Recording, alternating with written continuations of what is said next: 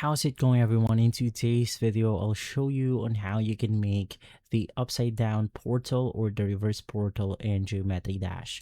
So before you do this, you want to make sure to put to simply edit your level properly, because the portal that we are going to use is actually the anti-gravity portal.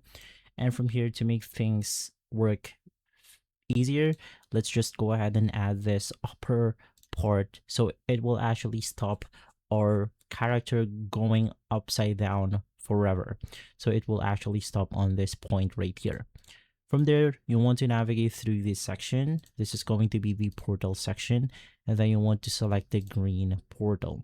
So in my case, I'm going to be placing two portals. For the first one, it's going to be right here, and then I simply want to finish the level on this spot.